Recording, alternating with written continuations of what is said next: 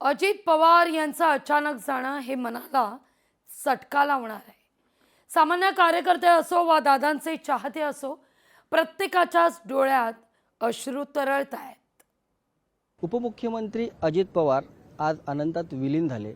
त्यांच्या आठवणी आता आपल्या सगळ्यांच्या हृदयात, आपल्या सगळ्यांच्या मनात राहिलेल्या आहेत. आपल्यासोबत काही बारामतीच्या महिला आहेत ज्या दादांना शेवटचा निरोप देण्यासाठी आले होते. आपण त्यांच्याशी बोलूया. आजचा जो दिवस घडलाय तो कधी आयुष्यात कधी येईल म्हणून, आणि अचानकच असं दादा जातील हे मनाला खरंच वाटत नाही. की जेव्हा आम्ही न्यूज बघितल्या तेव्हा कुठं आम्हाला थोडंसं तरी अजूनही खरं वाटत नाही की दादा खरंच याच्यामध्ये राहिले नाहीये. बारामतीचे जे आज हे जे आहे सगळं प्रगतशील जे आहे ती फक्त दादांमुळेच आहे. गरिबांसाठी खूप काम केलेलं आहे.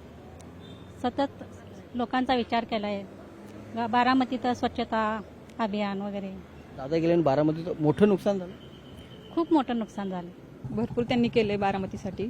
आम्ही पण बाहेरूनच आलेलो आहोत. आम्ही इथले नाही आहेत, मेन सर्व्हिससाठी इथं आलेलो. आम्ही कोल्हापूर जिल्ह्यातले आहोत. पण त्यांनी असं केलं की आम्हाला इथून जायचं नाही रिटायरमेंट नंतर सुद्धा. इतकं त्यांनी केलेलं आहे. हा, इथंच राहिलं पाहिजे आमच्या माणसांनी. इतकं त्यांनी केलेलं आहे. त्याच्यामुळे आम्हाला बारामती सोडून जाऊ पण वाटत नाही. इथून इतकं केलं त्यांनी. लोकशाही मराठी ऐका, पहा, जागरूक रहा.